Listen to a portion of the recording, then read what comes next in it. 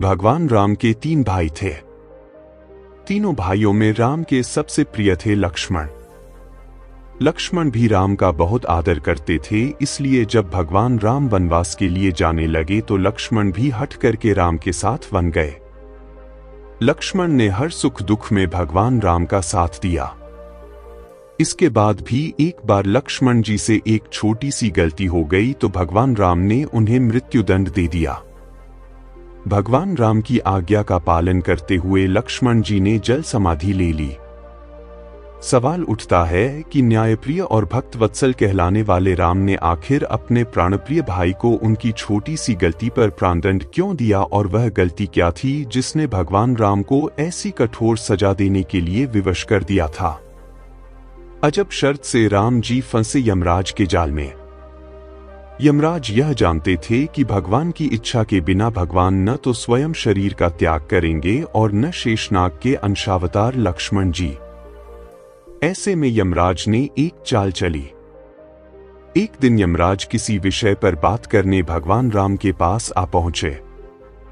भगवान राम ने जब यमराज से आने का कारण पूछा तो यमराज ने कहा कि आपसे कुछ जरूरी बातें करनी है। भगवान राम यमराज को अपने कक्ष में ले गए। यमराज ने कहा कि मैं चाहता हूं कि जब तक मेरी और आपकी बात हो उस बीच कोई इस कक्ष में नहीं आए। यमराज ने अपनी बात को आगे बढ़ाते हुए कहा कि अगर कोई बीच में आ जाता है तो आप उसे मृत्युदंड देंगे। भगवान राम ने यमराज की बात मान ली और यह सोचकर कि लक्ष्मण उनके सबसे आज्ञाकारी हैं, इसलिए उन्होंने लक्ष्मण जी को पहरे पर बैठा दिया। लक्ष्मण जी हुए मजबूर कर बैठे यह भूल। यमराज और राम जी की बात जब चल रही थी उसी समय दुर्वासा ऋषि अयोध्या पहुंच गए और राम जी से तुरंत मिलने की इच्छा जताई। लक्ष्मण जी ने कहा कि भगवान राम अभी यमराज के साथ विशेष चर्चा कर रहे हैं। भगवान की आज्ञा है कि जब तक उनकी बात समाप्त नहीं हो जाए कोई उनके कक्ष में नहीं आए। इसलिए आपसे अनुरोध है कि आप कुछ समय प्रतीक्षा करें। ऋषि दुर्वासा लक्ष्मण जी की बातों से क्रोधित हो गए और कहा कि अभी जाकर राम से कहो कि मैं उनसे मिलना चाहता हूं, अन्यथा मैं पूरी अयोध्या को नष्ट होने का शाप दे दूंगा।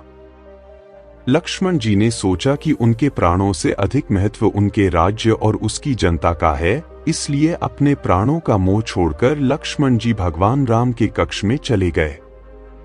भगवान राम लक्ष्मण को सामने देखकर हैरान और परेशान हो गए। भगवान राम ने लक्ष्मण से पूछा कि यह जानते हुए भी कि इस समय कक्ष में प्रवेश करने वाले को मृत्युदंड दिया जाएगा, तुम मेरे कक्ष में क्यों आए हो? लक्ष्मण जी ने कहा कि दुर्वासा ऋषि आपसे अभी मिलना चाहते हैं। उनके हठ के कारण मुझे अभी कक्ष में आना पड़ा है। राम जी यमराज से अपनी बात पूरी करके जल्दी से ऋषि दुर्वासा से मिलने पहुंचे। यमराज अपनी चाल में सफल हो चुके थे। राम जी से यमराज ने कहा कि आप अपने वचन के अनुसार लक्ष्मण को मृत्युदंड दीजिए। भगवान राम अपने वचन से मजबूर थे। राम जी सोच में थे कि अपने प्राणों से प्रिय भाई को कैसे मृत्युदंड दिया जाए।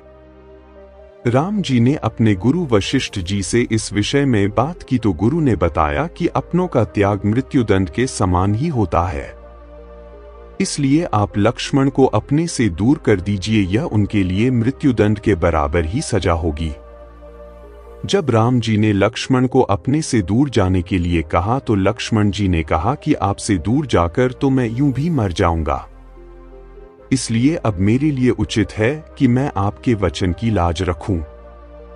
लक्ष्मण जी भगवान राम को प्रणाम करके राजमहल से चल पड़े और सरयू नदी में जाकर जल समाधि ले ली। इस तरह राम और लक्ष्मण दोनों ने अपने अपने वचनों और कर्तव्य का पालन किया। इसलिए कहते रघुकुल रीति सदा चली आई, प्राण जाए पर वचन न जाए। भगवान राम 14 वर्षों तक वन में रहे। इसी काल में रावण ने देवी सीता का छल से हरण कर लिया और जब भगवान राम सीता को ढूंढते हुए मलय पर्वत पर पहुंचे, वहां पर उनकी मुलाकात वानर राज सुग्रीव से हुई। सुग्रीव अपने बड़े भाई बाली के डर से पर्वत पर छिपा हुआ था। जब राम ने सुग्रीव को सीता हरण की बात बताई तो सुग्रीव ने कुछ आभूषण राम को दिए, विमान से लंका जाते समय जिन्हें देवी सीता ने लंकापति रावण की नजरों से बचाकर वहां गिरा दिया था।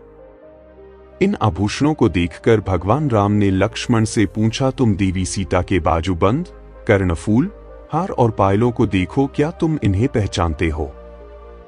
भगवान राम के इस प्रश्न को सुनकर लक्ष्मण जी रोते हुए बोले, हे प्रभु, मैं देवी सीता के न तो बाजूबंद को जानता हूं, न उनके कुंडल पहचानता हूं। मैं तो देवी सीता के पैरों की वंदना करता हूं, इसलिए मेरी दृष्टि हमेशा उनके चरणों पर रहती है। मैं केवल उनके चरणों में रहने वाली पायलों को पहचानता हूं। लक्ष्मण जी की इन बातों को सुनकर भगवान राम की आंखों से आंसू छलक गए और लक्ष्मण को गले लगाकर रोने लगे। तो मित्रों, कैसी लगी ये कहानी कमेंट करके बताइए। साथ में चैनल को भी सब्सक्राइब करें, लाइक करें तथा अपने मित्रों के साथ शेयर भी करें। धन्यवाद।